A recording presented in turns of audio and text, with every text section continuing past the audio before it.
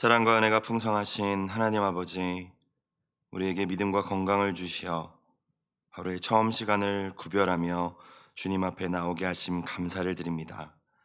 이 시간 우리의 눈을 열어 주의 법의 기이함을 보게 하여 주시고, 오늘 우리에게 주신 말씀을 붙들고 믿음으로 승리하는 이 한날이 되게 하여 주옵소서. 예수님의 이름으로 기도드리옵나이다. 아멘.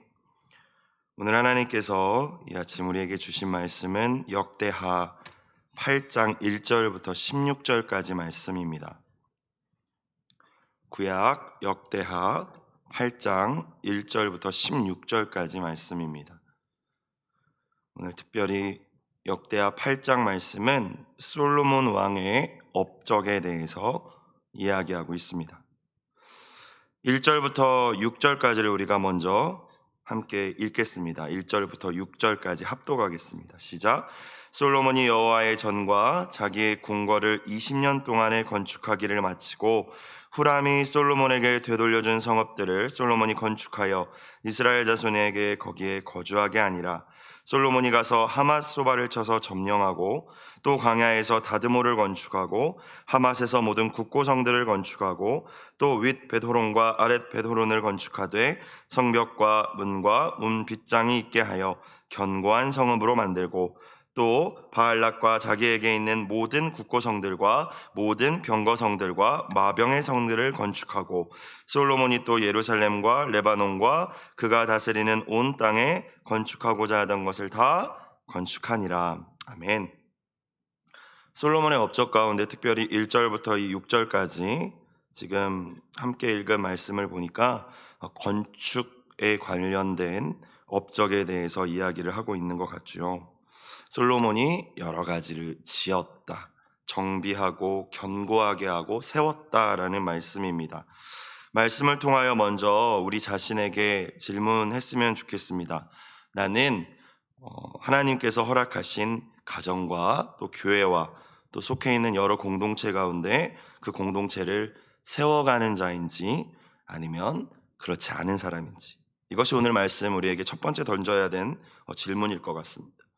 내 자신을 위하여 하나님 앞에서 더 거룩한 모습이 되기 위하여 아름답게 세워져 가기 위해서 나는 무엇을 지어가고 있는지, 우리의 자녀들을 위하여 또 우리 가정을 위하여 목장을 위하여 성은교회의 공동체를 위해서 나는 짓고 있는 자인지 세워가고 있는 자인지, 아니면 다른 누군가가 세워놓은 것을 그저 판단하고 비난하는 자인지, 아니면은 더 심각하게 허물어뜨리는 자인지를 먼저 생각해 보았으면 좋겠습니다. 저와 여러분, 하나님께서 허락하신 우리의 인생뿐 아니라 또 귀한 가정과 교회 공동체를 솔로몬과 같이 지혜롭고 아름답게 세워나가기를 주의 이름으로 축복합니다. 자, 여러 가지를 건축하고 지었지만 먼저 또 우리가 기억해야 할 것은 먼저 지어야 할 것이 있다는 것이죠. 1절 말씀을 다시 봅시다. 솔로몬이 여호와의 전과 자기의 궁궐을 20년 동안에 건축하기를 마치고, 가장 먼저 등장하는 솔로몬의 여러 가지 건축 업적 가운데 가장 먼저 등장하는 것은 여호와의 전입니다. 성전이죠. 우선순위의 문제인 것 같습니다. 우리의 인생을 세워감에 있어서 인생을 마치 집을 짓는 것과 같다라고 이야기하는 분들도 계신데, 지어감에 있어서 먼저 지어야 할 것이 있다라는 것이죠. 사실 교회 학교 시절에 들었던 설교들은 거의 기억이 나지 않지만, 아직도 이제 저도 조금 있으면 40인데 아직도 8살 때 들었던 설교 가운데 기억에 나는 설교가 있습니다. 아주 간단한 설교였어요. 사울왕과 다윗왕에 대한 설교를 외부에서 오신 한 전도사님이 제가 어렸을 때 해주셨던 것 같은데 간단합니다. 헬라어로 왕을 나타내는 단어가 테오스인데 번데기 모양처럼 생겼고 언뜻 보면은 알파벳 O처럼 생겼어요. 그 전도사님이 하신 말씀이 이것입니다. 이스라엘에 왕이 있었는데 어떤 왕은 하나님을 앞에 두고 테오스, 그리고 왕, 킹을 뒤에 둬서 그 왕은 하나님 보실 때 오케이 왕이었어. 아주 잘 나갔어. 그런데 자기의 앞에, 하나님 앞에 왕, 킹을 먼저 두고, 그리고 그 테오스가 오처럼 생겼다고 했죠. 그 하나님을 뒤에 둔 사람, 사울왕을 이야기하신 거예요. 그 왕은 결국 KO 당했어. 근데 지금까지도 그게 저는 잊혀지지가 않거든요. 여러분 너무 간단한 진리이지 않습니까? 솔로몬이 많은 걸 지었지만 여호와의 전을 가장 먼저 가장 정성껏 지었다라는 거.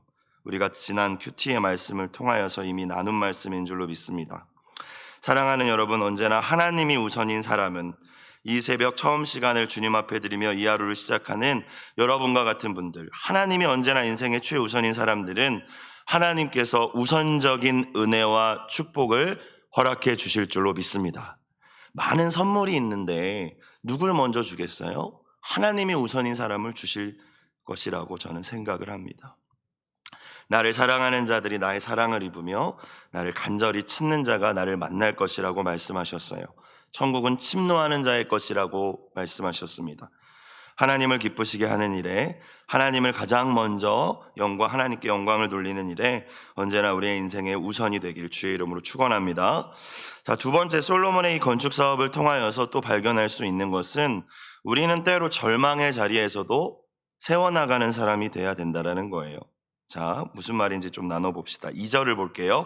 후람이 솔로몬에게 되돌려준 성읍들을 솔로몬이 건축하여 이스라엘 자손에게 거기에 거주하게 하니라. 이것은 조금 역사적인 배경과 또 성경적인 지식이 있는 분들은 이해하실 수 있을 텐데요.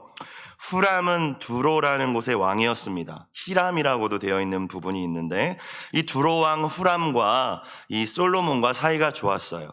아버지였던 다윗과도 사이가 좋았어요. 그래서 솔로몬이 성전을 건축한다고 했을 때 이 후람이 자기 동네에 있는 아주 좋은 백향목 나무 또 좋은 아주 일꾼들을 다 보내줍니다. 이렇게 협력해줘요. 그래서 솔로몬이 아유 고맙습니다 하면서 성전 건축 이후에 갈릴리 지역에 있는 20개의 성읍을 선물로 줍니다. 20개나 되는 성을 준 거예요. 근데 후람이 볼 때 척박했던 거죠. 이걸 어디다 쓰라고 주는 거야? 척박하고 습기도 많고 사람 살만하지도 않고, 그래서 불평하면서 가불이라고 부르는데 쓸모없는 땅이다라고 부르면서 돌려줘 버립니다. 야, 너나 가져라 라고 하죠. 그래서 섭섭해하고 있던 이 후람에게 솔로몬은 에시온게벨이라는 항구를 건설해 주어서 이제 해상무역을 원활하게 할 수 있도록 다른 이렇게 보답을 해줍니다. 어찌되었건 후람은 솔로몬이 준 성읍을 다시 내버렸다라는 거예요. 그 2절에 보니까 후람이 솔로몬에게 되돌려준 성읍들. 그런데 자세히 보니까 솔로몬이 그것을 어떻게 합니까? 솔로몬은 그것을 받아서 다시 아름답게 했다라는 거예요. 건축했다라는 거예요. 그리고 이스라엘 자손들에게, 집이 없는 사람들에게, 거주할 곳이 없는 사람들을 이주시켜서 거기 거주하게 하니라. 여러분, 누군가에게는 쓸모없는 땅이라고 불평하면서 버려지는 가불이 누군가에게는 또한 누군가에게 삶의 터전으로 만들어줄 수 있는 그런 자리가 됐다라는 것이죠. 우리가 세워감에 있어서 내게 좋은 환경과 상황에서만 세우는 것이 아니라 절망의 자리일지라도, 척박한 곳일지라도 하나님의 지혜가 있는 자는 그곳에서도 꽃을 피울 수 있는 은혜가 있을 줄로 믿습니다. 자, 모두가 불가능하다고 이야기하는 곳, 희망이 없다라고 하는 곳에서 열매를 맺는 것이죠. 많은 사람들이 위기를 기회로 만들어야 된다라고 이야기를 하고, 특별히 교계에서도 이 코로나 위기를 기회로 만들어야 된다라고 이야기는 하지만 사실 정말 위기를 기회로 삼는 목회자들이나 교회는 그렇게 많지 않은 것 같아요.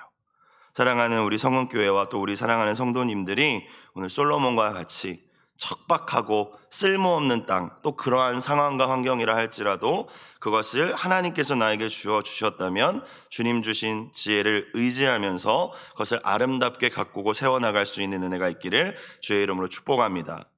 저는 가정교회 목회자 세미나를 순천으로 다녀왔었어요. 순천 강남중앙교회라는 교회였습니다. 가보니까 정말로 사랑과 섬김이 흘러넘치는 교회였어요. 정말 가정교회 모든 것들이 잘 세워져 있는 교회였습니다. 이런 교회에서 목회하는 목사님은 참 행복하실 것 같다라는 생각을 해봤죠.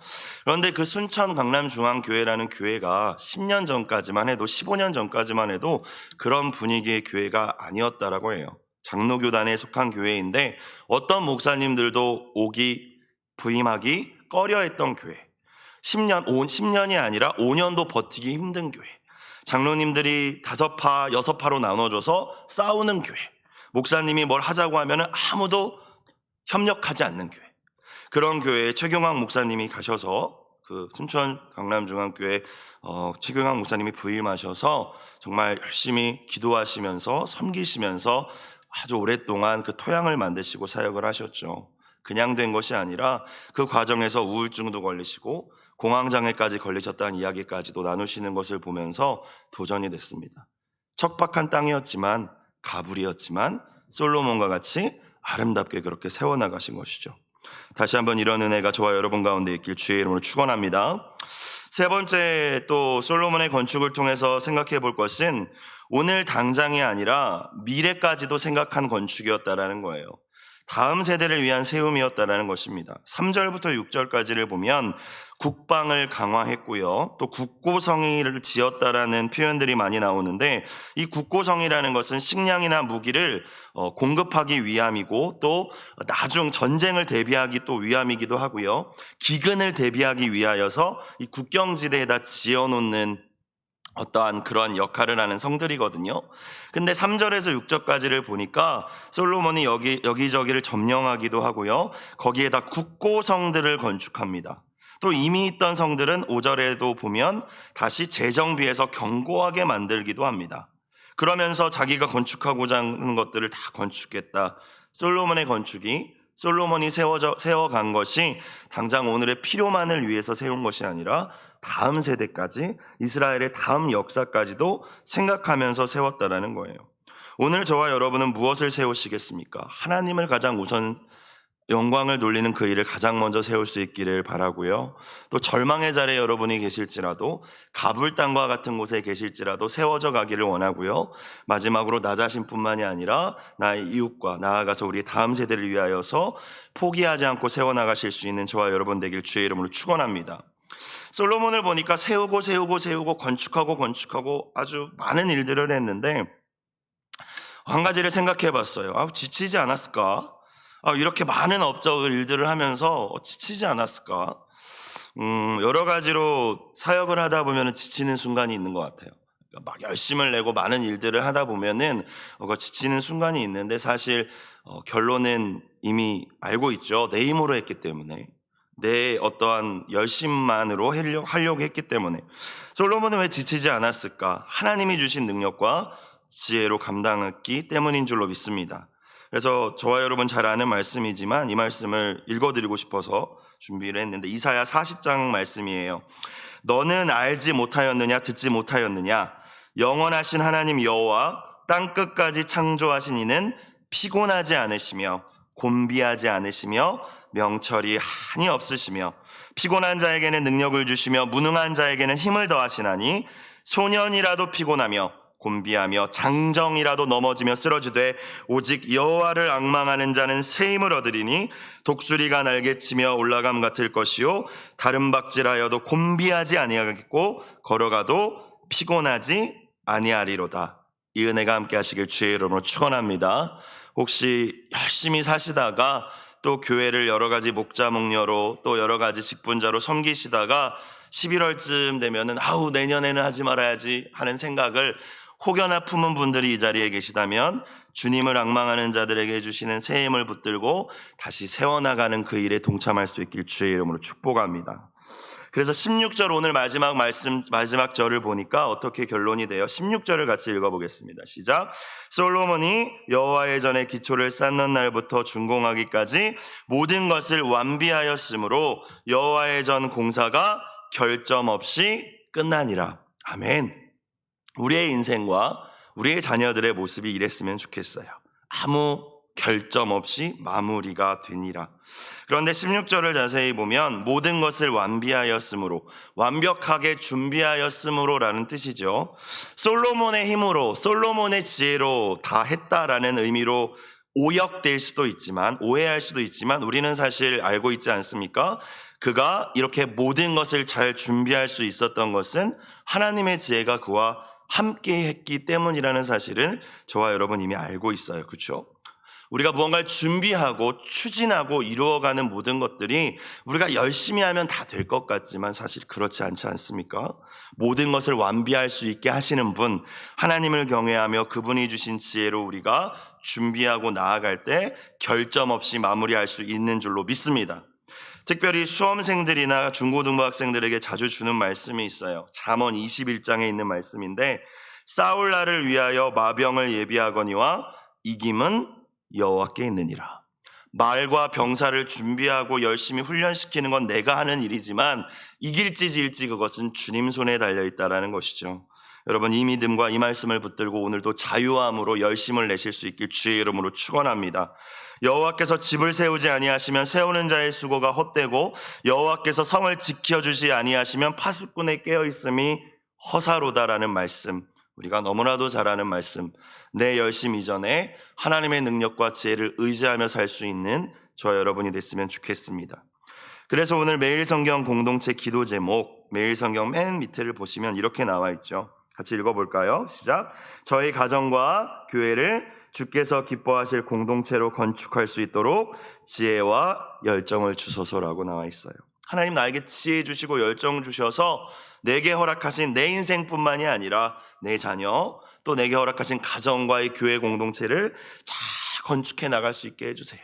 그 기도로 함께 나아가는 이 새벽이 되었으면 좋겠습니다. 7절과 11절 같이 읽어보겠습니다. 7절부터 11절 합독하겠습니다. 시작. 이스라엘이 아닌 헷 족속과 아모리 족속과 브리스 족속과 히위 족속과 여부스 족속에 남아있는 모든 자 곧 이스라엘 자손이 다 멸하지 않았으므로 그 땅에 남아있는 그들의 자손들을 솔로몬이 역군으로 삼아 오늘에 이르렀으되 오직 이스라엘 자손은 솔로몬이 노예로 삼아 일을 시키지 아니하였으니 그들은 군사와 지휘관의 우두머리들과 그의 병거와 마병의 지휘관들이 됨이라. 솔로몬 왕의 공장을 감독하는 자들이 250명이라 그들이 백성을 다스렸더라. 솔로몬이 바로의 딸을 데리고 다윗성에서부터 그를 위하여 건축한 왕궁에 이르러 이르되 내 아내가 이스라엘 왕 다윗의 왕궁에 살지 못하리니 이는 여호와의 궤가 이른 곳은 다 거룩함이니라 하였더라. 아멘. 오늘 전체 솔로몬의 업적 가운데 두 번째 단락이죠. 보면은 이스라엘 그 속에 다른 민족들이 섞여 있었던 것 같아요. 7절에 보니까 헷 족속, 아모리 족속, 브리스 족속, 히위, 여부스, 가나안 7족이라고 불리는 가나안 족속이거든요. 아주 가증한 족속으로 알려져 있죠. 사실 여호수아가 가나안 땅을 정복했을 때 하나님의 말씀은 다 진멸하라라는 명령이셨는데 여호수아를 보시면 아시겠지만 때로는 이렇게 방심했기 때문에 때로는 더 열심을 냈지 못했기 때문에 다 점령을 못했어요. 그래서 이렇게 남아있는 가나안 족속들이 사사기로 넘어가서 보면 이스라엘을 계속 걸려 넘어뜨리게 하는 존재들로 그려지고 있습니다. 이들과 같이 결혼하고 이들과 함께 먹고 하면서 그들에게 좋은 영향력을 준 것이 아니라 이들의 이방신을 섬기는 그 문화에 오히려 이스라엘이 이렇게 변질되기 시작해서 사사기를 보면 그것 때문에 계속 하나님한테 매맞고 회개하면 사사 보내주시고 또 매맞고 사사 보내주시고 반복되지 않습니까? 자, 그런데 이 7절부터 11절 말씀을 통해서 우리에게 주시는 몇 가지 메시지가 있는데 첫 번째는 하나님은 그런 우리의 실수와 연약함까지도 하나님의 뜻을 위한 선으로 바꾸어 주실 수 있다는 분이라는 사실을 저와 여러분 먼저 깨달을 수 있기를 주의 이름으로 축원합니다. 우리가 실수하고 죄를 지으면 너는 이제 끝났어, 너는 포기야, 너는 그런 죄와 상처가 있으니까 내가 쓸 수 없어가 아니라 그런 실수와 연약함을 합력하여 선을 이룬다는 마치 그 말씀처럼 우리가 하나님께 돌아가서 다시 우리의 마음을 하나님께 드리고자 하기만 한다면 선으로 바꾸어 사용해 주신다는 거예요. 7절과 8절이 그 말씀이지 않습니까? 이스라엘을 걸려 넘어지게 하고 언제나 이스라엘의 가시처럼 남아있던 이방 족속이 성전 건축을 위해서 동원될 때는 아주 열심히 일하는 8절에 보니까 솔로몬이 역군으로 삼아서 오늘에 이르렀으되라고 나와 있죠. 실제로 노동을 하고 그 성을 쌓았던 사람들은 이 이방 족속들이었다라는 거예요. 그렇죠? 그러니까 우리의 과거의 상처 또 실수와 연약함 그대로 내버려 두면서 그걸 곰씹고만 있으면 그냥 아플 뿐이고 그냥 힘들 뿐이고 아무 발전이 없을 뿐이지만 하나님 앞에 그것까지도 내어드릴 때 하나님 반드시 그것을 우리 안에 아름다운 성전을 건축하는 역군으로 사용해 주실 줄로 믿습니다. 두 번째는 이스라엘 자손은 9절에 보니까 노예로 삼지 않았다라는 이 말씀이에요. 자, 이 이방 민족이 있었기 때문에 남아있었기 때문에 그들을 실제 노동에 참여시키고 이스라엘 자손들은 노예로 삼지 않았다고 하는 말씀이죠. 그리고 보니까 다 지휘관 삼고 무언가 이렇게 감독하는 일 삼고 다스리는 일을 삼았다라는 거예요. 우리에게 주시는 메시지가 뭘까요? 예수님으로 말미암아 새 이스라엘의 백성, 하나님 나라의 백성으로 우리를 삼아주셨는데 구원받은 저와 여러분은 주님과 함께 영원히 살아갈 그 하나님 나라의 통치자가 될 것이라는 것을 그림자로 보여주신 말씀인 줄로 믿습니다. 구약은 사실 신약의 그림자이고 영원한 하나님 나라의 그림자잖아요. 저와 여러분 이 땅에서는 힘겹게 또 누군가의 갑질을 받으면서 횡포 가운데에서 탄식하며 살 수밖에 없지만 그날이 오면 하나님의 나라에서는 주님께서 제자들에게 약속해 주신 것 같이 우리가 이스라엘의 12지파를 다스리고 주님과 함께 왕노릇할 그날이 올 줄로 믿습니다. 그것이 우리의 소망이 되어야 할 줄로 믿어요. 마지막 세 번째는 거룩함에 관한 말씀인데 11절을 다시 볼게요. 자, 솔로몬이 결혼을 했는데 첫째 아내가 바로왕의 딸이었습니다. 그런데 이게 이집트 공주잖아요. 그러니까 이스라엘 하나님을 섬기는 나라의 왕이 이방 민족인 그것도 애굽의 공주랑 결혼을 했다는 것이 조금 그렇습니다. 그런데 11절에 보면 솔로몬이 아마 본인도 생각이 있었는지 이제 성전을 건축 다 하고 나서 여호와의 궤를 이제 옮기고 나서 내 아내가 이방인이라는 걸 알고 나서 이곳에 같이 살 수 없겠다. 그래서 거룩함을 지키기 위해서 다른 곳으로 보내버려요. 근데 조금 그렇죠. 사실 이게 결혼 자체를 안 했으면 좋겠는데 그러니까 거룩함을 지키기 위해서 내가 아끼고 소중히 여기는 것을 떼어낼 수 있어야 된다는 교훈을 우리에게 첫 번째로 줍니다. 내가 지금 사랑하고 있는 거, 내가 붙들고 이거는 포기할 수 없어라고 하는 것이 언약궤는 예수 그리스도죠. 예수 그리스도를 모신 성전된 나와 어울리지 않는 것이라면, 더 이상 거룩하게 살아갈 하나님의 자녀인 나와 이게 마땅하지 않은 것이라면 솔로몬과 같이 떼어놓을 수 있어야 된다. 이것이 첫 번째 교훈이긴 한데 사실 조금 더 깊이 묵상해 보면 이 작은 여우, 언제나 포도밭을 망치는 것은 작은 여우라고 말씀하시지 않습니까? 악은 그 모양이라도 버리라고 말씀하셨어요. 솔로몬이 바로의 딸과 결혼한 이 일이 정치적인 목적도 있고 여러 가지 자신의 생각이 있었겠지만 이 일로 말미암아 결국 솔로몬은 수많은 이방의 여인들을 왕으로 삼죠. 그리고 우리가 이미 알고 있고 열왕기상 11장에 기록되어 있듯이 그 수많은 이방 여인들이 솔로몬을 타락시켜서 솔로몬의 마지막은 결국 우상 숭배로 인하여서 끝나버리고 말지 않습니까? 내 안에 있는 것을 완전히 잘라내지 않는다면, 완전히 거부하지 않는다면 결국 우리가 하나님 앞에서의 거룩함을 지킬 수 없다라는 말씀이죠. 오늘 하루 여러분을 살아가면서 이 정도나 뭐 하면서 타협하는 부분들이 혹시나 있으셨다면 저 여러분 그것들을 하나님 앞에 더 거룩한 삶을 살기 위해서 과감히 내어 쫓으실 수 있는 은혜가 있기를 주님의 이름으로 축원합니다. 오늘 말씀의 마지막 단락 보겠습니다. 12절부터 15절 같이 읽을게요. 시작. 솔로몬이 낭실 앞에 쌓은 여호와의 제단 위에 여호와께 번제를 드리되 모세의 명령을 따라 매일의 일과대로 안식일과 초하루와 정한절기 곧 1년의 세 절기 무교절과 칠칠절과 초막절에 드렸더라. 솔로몬이 또 그의 아버지 다윗의 규례를 따라 제사장들의 반열을 정하여 섬기게 하고 레위 사람들에게도 그 직분을 맡겨 매일의 일과대로 찬송하며 제사장들 앞에서 수종 들게 하며 또 문지기들에게 그 반열을 따라 강문을 지키게 하였으니 이는 하나님의 사람 다윗이 전에 이렇게 명령하였습니다. 제사장들과 레위 사람들이 굽고 일이든지 무슨 일이든지 왕이 명령한 바를 전혀 어기지 아니하였더라. 자, 오늘 말씀 마지막 단락에서 우리에게 주시는 메시지가 무엇일까요? 첫 번째는 예배에 관한 것일 것 같은데 예배는 드리는 것이라는 것이죠. 12절 여호와께 번제를 드리되. 항상 예배를 표현할 때, 제사와 번제를 표현할 때 성경은 보았다라고 하지 않죠. 예배 보았다, 예배했다 뭐 이런 식으로 표현하지 않고 예배를 드렸다라고 표현을 합니다. 그런데 사실 많은 경우 우리는 예배를 보러 오는 경우도 있는 것 같고 설교 들으러 오고 설교 감상하러 오는 경우도 있는 것 같아요. 그러면 설교는 예배의 한 부분일 뿐이죠. 예배의 본질은 우리의 몸과 마음과 정성과 열정과 물질과 시간과 재능을 하나님 앞에 드리는 것인 줄로 믿습니다. 예배는 드리는 것이라는 이것을 가장 잘 표현한 말씀 가운데 하나가 저는 요한계시록 4장이라고 생각을 해요. 요한계시록 4장을 보면 천국의 모습, 천국의 예배를 요한에게 하나님이 보여주시는데 24장로들이 드리는 예배가 묘사되어 있습니다.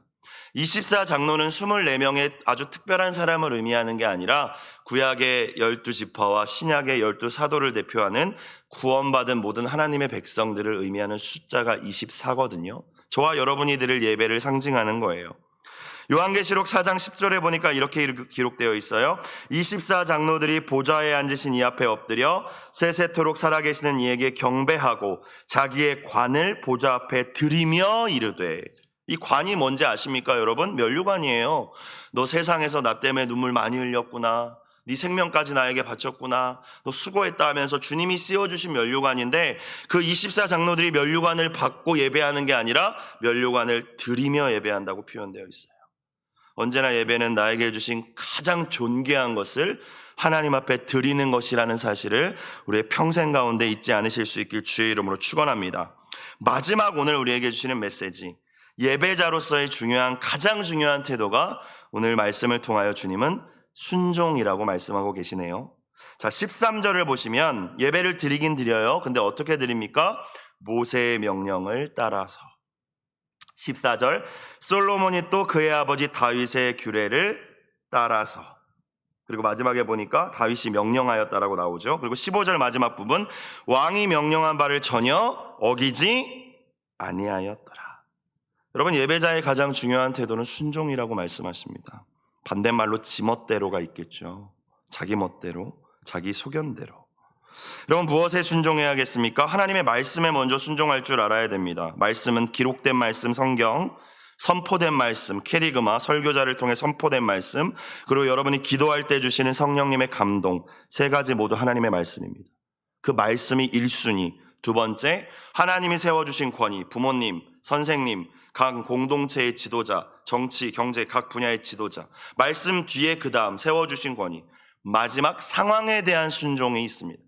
현실에 순응하라는 말씀이 아니라 나에게 어떤 상황이 주어지고 하나님이 새로운 길을 보여주시지 않은 상황이라면 그 상황에 긍정적인 태도로 감사하며 최선을 다하는 것이 상황에 순종하는 거예요. 많은 사람들이 이 시대에 내 마음에 안 들면 교회 쉽게 옮기겠다고 이야기합니다. 여러분, 그렇지 않아요. 하나님이 우리를 여기에 심어 놓으셨다면 하나님이 새로운 길을 명확하게 보여주시기 전까지는 이 상황에 대한 순종하는 것이 하나님의 뜻인 줄로 믿습니다. 그런 대표적인 인물이 요셉이었죠. 말씀을 정리할게요. 여러분, 오늘 솔로몬이 여러 가지를 세웠다라는 말씀, 여러 가지 또 업적을 세웠다라는 말씀인데, 오늘 나에게 주어진 하루의 귀한 삶을 위하여 하나님 앞에서 무엇을 세우실 것인지 말씀을 통하여 잘 점검하시고, 나는 어떠한 예배자인지 또한 말씀을 통하여서 돌아보시고 하나님 앞에 귀한 결단이 있기를 주님의 이름으로 축원합니다. 기도드리겠습니다. 사랑과 은혜가 풍성하신 하나님 아버지, 겸손히 이 아침도 우리가 주님의 지혜를 구하며 우리에게 맡겨주신 가정과 교회를 아름답게 세워가게 하시고 하나님의 자녀로서의 정체성을 결코 잃지 않고 거룩을 지키며 죄는 그 모양이라도 버리게 하여 주옵소서. 나아가 언제나 하나님이 기뻐하시는 순종하는 예배자로 승리하게 하여 주옵소서. 귀한 예물을 드린 손길이 있습니다. 축복하여 주시옵시고 마음을 담아 드린 물질과 이 기도의 제목을 주님 연락하여 주옵소서. 감사드리며 예수님의 이름으로 기도드리옵나이다. 아멘.